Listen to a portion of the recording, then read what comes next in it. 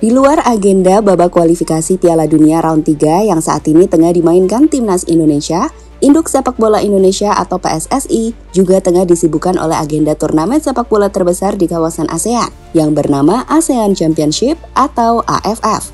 Kompetisi ini merupakan kompetisi yang mempertemukan antara negara di ASEAN, di mana awalnya kompetisi ini sudah tidak jadi prioritas PSSI lagi.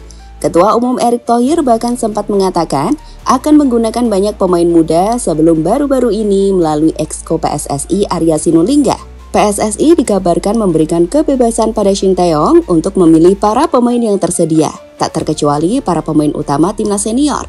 Lantas kenapa? Dan apakah alasan PSSI bakal memberikan kekuatan pentingnya untuk ajang AFF? Selanjutnya, seperti apakah starting line up timnas di AFF nanti? Berikut ulasan selengkapnya.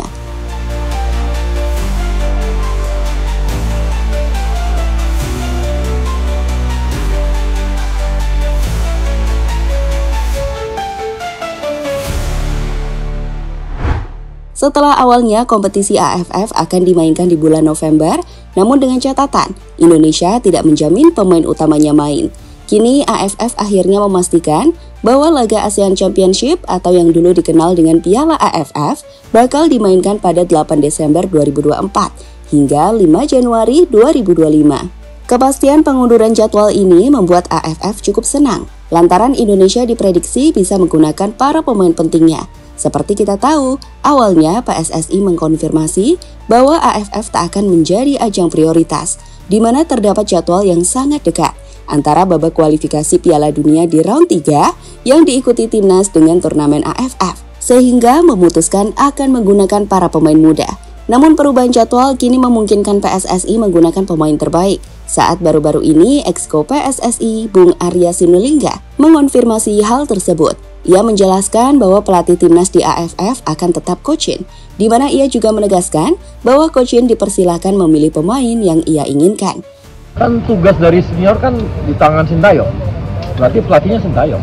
Pemainnya terserah Shin Tae-yong, ketersediaannya silakan. Jadi semua kita kan nggak mau campur-campur, terserah Shin Tae-yong. Dia mau turunnya yang mana, terserah beliau sebagai pelatih. Melihat keputusan PSSI yang diprediksi mempersilahkan para pemain utama timnas senior untuk bermain di ajang Piala AFF menjadi menarik untuk mengetahui. Kira-kira seperti apa ya gambaran starting line up yang paling memungkinkan? Di sini kita akan menjawabnya dengan beberapa skema atau mode.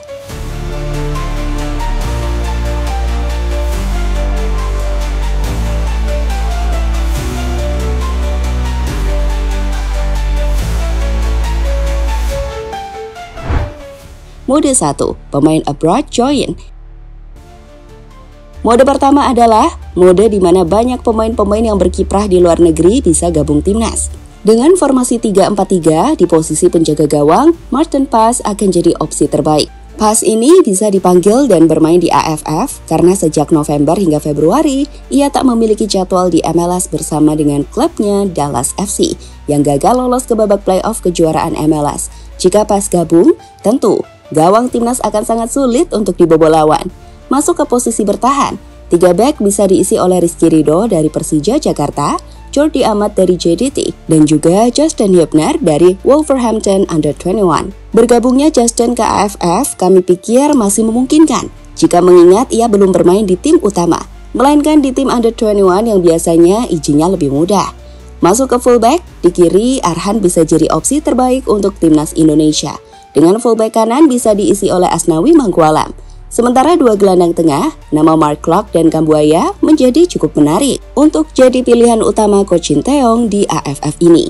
Kami tidak memasukkan nama Ivar Jenner dan Nathan, karena keduanya telah bermain di tim utamanya masing-masing, di mana tentu saja akan lebih sulit untuk mendapatkan izin jika mengingat bahwa AFF ini bukan kompetisi resmi FIFA.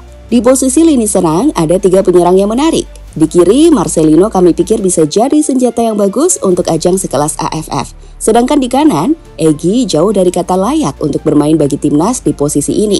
Sedangkan di lini serang, James Raven adalah central forward yang bisa diandalkan timnas di ajang AFF. Dan kami pikir izinnya tak akan menemui kendala jika mengingat ia masih main di tim Under-21 Dordrecht. Jadi itu adalah gambaran formasi jika para pemain yang abroad bisa dipanggil timnas. Tentu tanpa nama seperti Tom Hai, Jay Izzaz, Miss Hilhurst, hingga Verdonk.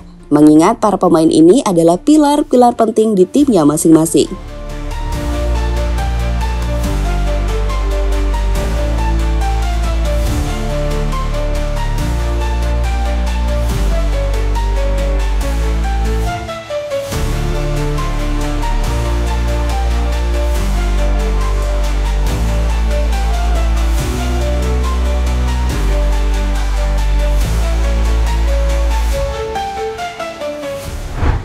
Mode 2, tanpa pemain abroad. Mode kedua adalah mode di mana para pemain yang berkarir di luar negeri tidak gabung timnas. Dengan harapan, para pemain tersebut bisa terus berkompetisi di klubnya masing-masing dan bisa segera mendapatkan tempat utama. Artinya, fokus pemanggilan coach-in akan ada di klub-klub Liga 1 saja. Jika itu terjadi, maka dengan formasi 3-4-3 inilah gambaran starting line-up-nya.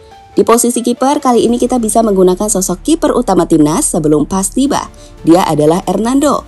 Secara kualitas, Hernando jelas jauh dari kata cukup untuk bermain di AFF. Dengan di lini belakang, trio Rizky Ridho, Ferrari, dan juga Kadek Arel bisa jadi kombinasi yang menarik. Ketiganya adalah bek muda dengan potensi besar di Indonesia saat ini. Sementara untuk posisi fullback, jika tanpa Asnawi dan Arhan, maka di kiri, coach-in bisa menggunakan Edo Febriansyah yang tampil mengesankan bersama Persib Bandung. Dengan di sektor kanan, bisa jadi milik bek kanan Persija, Doni Tripamungkas. Untuk pemain tengah, Klok dan Kambuaya masih akan jadi kombinasi yang paling menarik. Dengan trio lini serang timnas, bisa menggunakan sosok Witan di kiri, Sananta di central forward, dan juga Dimas Derajat di kanan, seperti yang ia tunjukkan saat bermain bersama Persib musim ini. Dengan pengalaman dan kualitas dari para pemain ini, kami pikir timnas masih punya potensi lah untuk jadi salah satu favorit utama di AFF. Meski peluangnya tak akan sebesar jika timnas menggunakan para pemain terbaiknya termasuk para pemain yang bermain di luar negeri.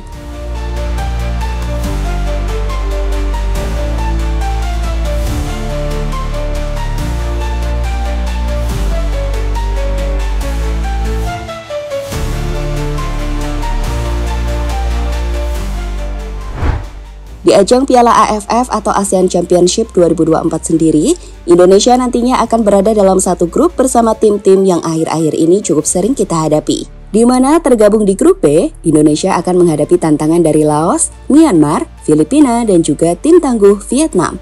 Melihat grup ini, kami pikir potensi Indonesia untuk lolos cukup besar.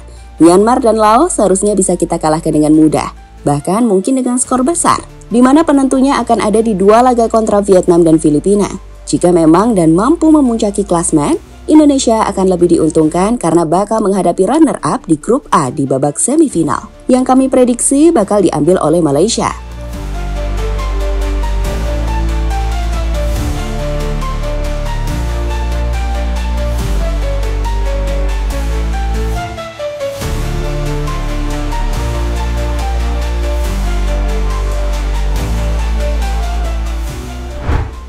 Sekali lagi, melihat kondisi timnas saat ini yang tengah dalam tren menanjak, bisa jadi penantian kita di ajang AFF untuk meraih gelar juara akan tercipta di tahun 2024. Namun, semua juga akan ditentukan dari bagaimana STY menyikapi AFF. Jika STY memilih tak mengenakan pemain terbaiknya, kami pikir kita juga nggak perlu muluk-muluk untuk juara. Karena, toh ini bukan turnamen yang jadi target PSSI, di mana sebaliknya, target timnas saat ini tengah ada di babak kualifikasi Piala Dunia. Piala Asia di tiap jenjang, termasuk Piala Asia 2027 senior di Arab Saudi mendatang.